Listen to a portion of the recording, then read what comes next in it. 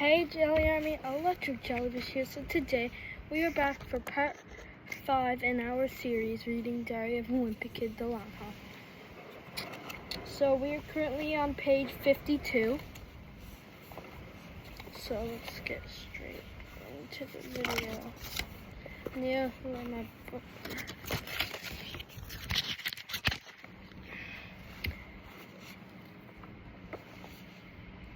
So guys, before we read this, make sure you go watch all the other part 1, 2, 3, and 4 first, or it's not gonna make any sense. And yeah, let's get into the video. When the school banned the Underpants Bandits books, it just made them more popular than ever. Boys snuck in copies from home and passed them on to other kids. One kid even brought in a bootleg copy of an Underpants Bandits book from Japan. I couldn't understand a word of it, but it was pretty easy to figure out from the pictures what was going on. And that's what I just read. I actually wrote to the author on my own just to tell him how much I liked the series. August 18th, dear Mr. Davies. I'm just writing to tell you, don't listen to those people that say your books are garbage because they don't know what they're talking about. I know a bunch of kids, including me, who think your books are great. As far as the rude humor goes, I find that stuff hilarious, so please don't change a thing. In fact, I would encourage you to put more bodily functions and things of that nature in your books. Sincerely, Greg Heffley.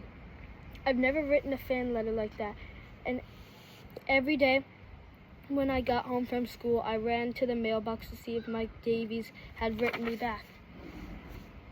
I finally got a response almost a year later, and I was really excited. But when I read the letter, it was a huge disappointment. From the desk of Mike Davies, dear friend, unfortunately I get so much fan mail that I'm not able to answer your letter personally. But I did want to tell you to be on the lookout for Underpants Bandits 24, Lincoln's Long Johns, coming soon. Stories near you. I couldn't believe I poured my heart out into this guy, and all I got back was an ad. Even though that whole experience left a bad taste in my mouth, I still like his books. At least I get to read whatever I want this summer. Roderick's school gave him a whole list for required reading, and some of the books look like a lot of work. But Roderick's not much of a reader, so he rented all the movie versions of the books on his list. Mom said it's not smart to watch the movie without reading the book, because they usually change a lot of stuff. Where was I? They usually change a lot of stuff. But Roderick said as long as he got the basic idea, he'd be fine. I think his approach is gonna cause problems though. The Lord of the Rings is on his summer reading list, but when he rented the movie, he wasn't careful about checking the title. Lords of the Ring. Roderick watched the movie twice, and after the second time, he told Mom that whoever wrote the book must be a genius. But I'm guessing Roderick's teacher is going to be pretty confused when she reads his book report in September. By the time I was done reading today, I really needed to get out of the car to prevent my legs from permanently cramping. Manny was still asleep, but he had somehow turned himself all the way upside down in his seat. When Mom noticed, she told Dad maybe we should stop driving for the day. So we pulled off at the next exit. So windy out. I was really looking forward to eating a meal at the decent restaurant. But Mom said we're on a budget and tonight we're going to pick up our dinner at a grocery store. Dad found a supermarket a few miles from the exit, but Mom was afraid if the van stopped moving, Manny would have a fit. So Mom wrote out a shopping list for Roderick and gave him some money. Then Dad drove real slow in front of the entrance so Roderick could hop out. Dad had to circle the parking lot about 10 times, which wasn't very easy since we're towing a boat. Eventually, Roderick came out with a couple bags of groceries, and from the looks of it, he picked up some extra items for himself. When Dad pulled the van around, Roderick hopped in. Then we started looking for a place to stay for the night, but the selection in the area wasn't great. A few of the motels had big signs that said they had color TV, which if you ask me is not anything to brag about in this day and age. Dad finally pulled over at a place with air conditioning and a pool, which sounded pretty good to me, especially considering I've lost about 5 pounds in sweat sitting in the back seat. I haven't stayed in a whole lot of motels, but if I had to guess, I'd say we picked the lower end of the spectrum. The lobby smelled like a wild dew, and the carpet was covered in weird stains. But everyone was too tired to get back in the car and look for another place to stay. We got the key to our room, and when we walked in, it reeked of smoke. There were little holes in the comforter and pillows that I'm pretty sure were cigarette burns. Dad picked a towel off the floor, then dropped it because it was wet. Mom went back to the front desk and asked for a different room, but the clerk said the motel was full and we've gotten the last one.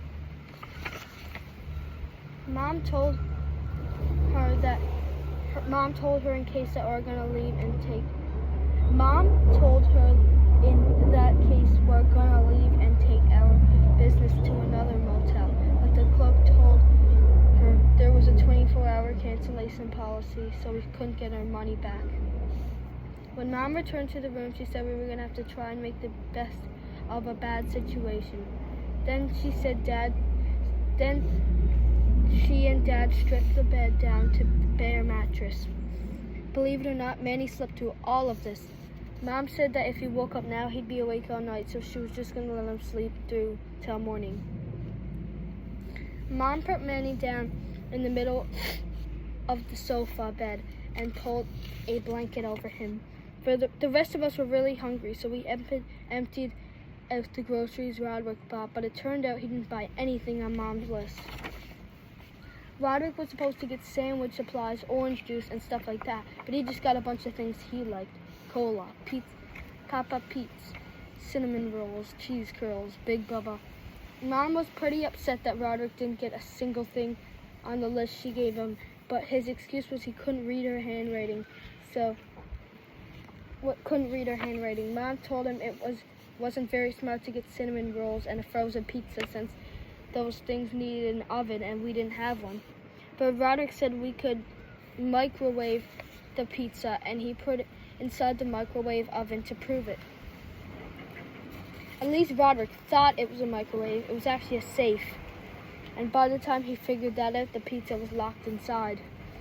Mom gave me what was left of her cash and said go down to the vending machine to get the most nutritious stuff I could find. And that's how we ended up eating sugar wafers and breath mints for dinner on the first night of our road trip. Alright, Sunday. We're at the next day, which means I think that's the end of this video.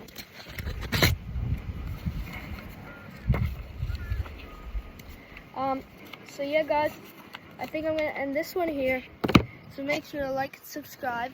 And yes, I know you're going to ask, so I'm just going to say yes.